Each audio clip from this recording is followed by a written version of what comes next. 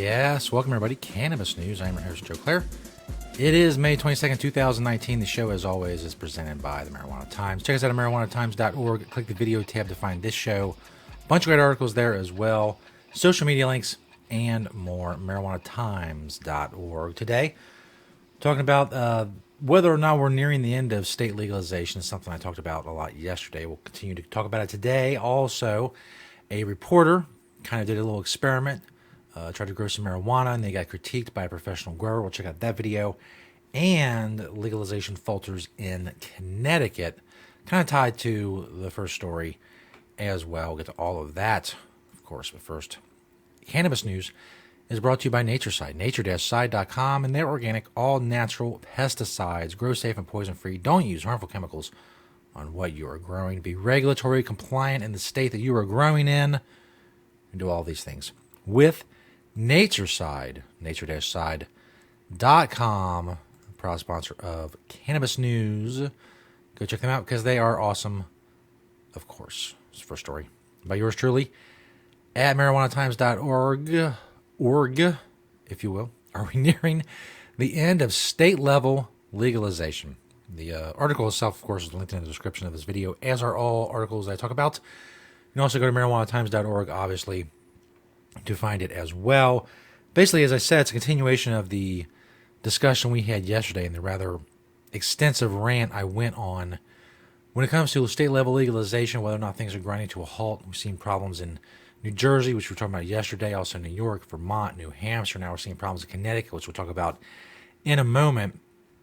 And the fact that there are a dwindling number of states that allow direct-to-ballot petitioning, direct-to-voter petitioning that we've seen in the states have legalized so far, with the exception of Vermont when it comes to adult use legalization in any case.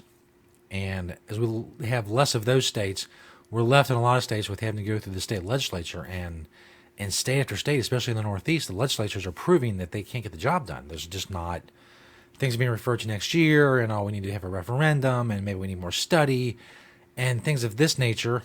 I also talked about the slowness and the seeming lack of progress in the federal House of Representatives that's controlled by the Democrats. They've gotten one marijuana-related bill through one committee. That's it. I expected more. But, here we are. Will federal legalization change things? Will certain states just not have legalization for a while? Will legalization on a state level grind to a halt completely? I don't know.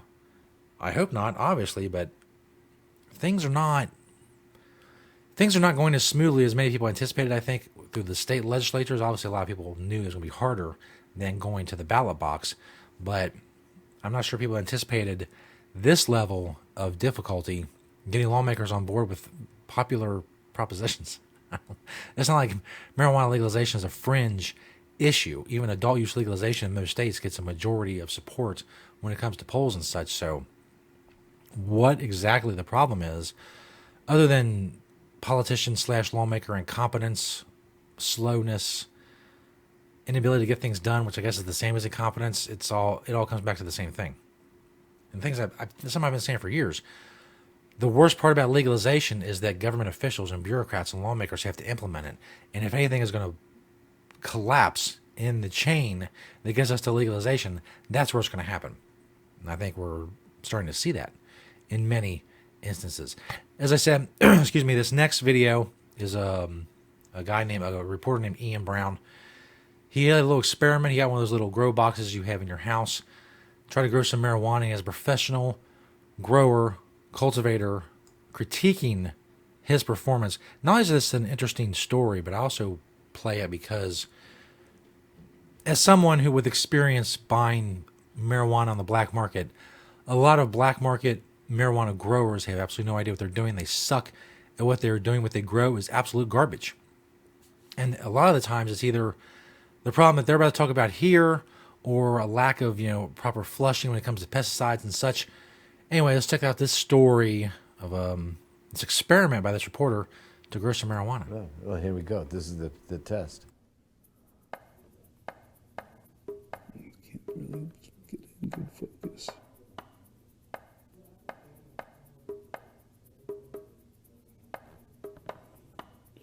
looks okay. Yeah. Oh, thank God. Yeah.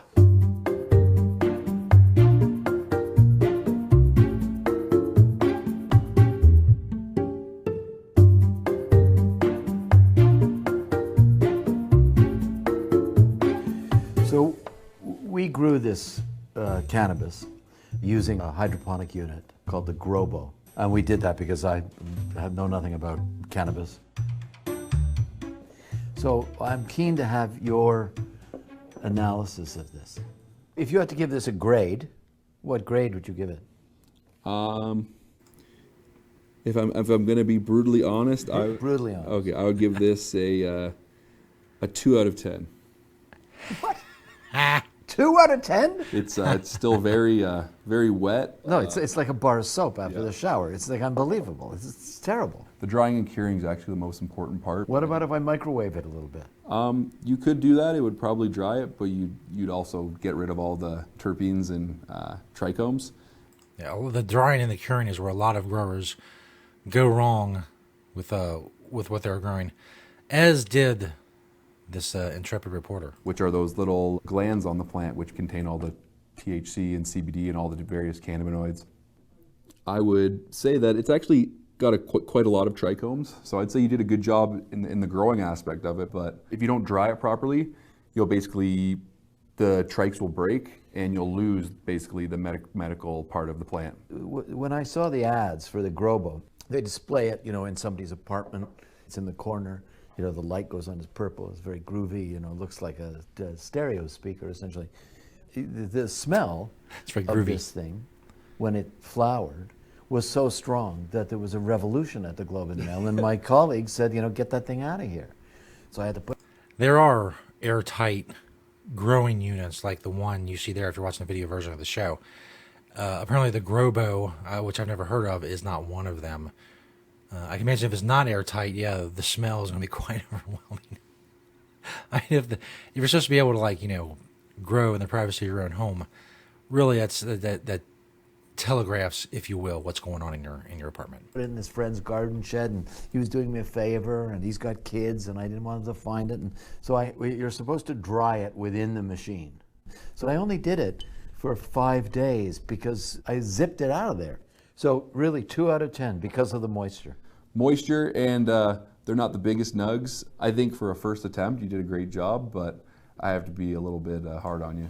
Going into your grow boxes, those shipping containers, you really have to be merciless in your pruning of the lower stem. Oh, absolutely.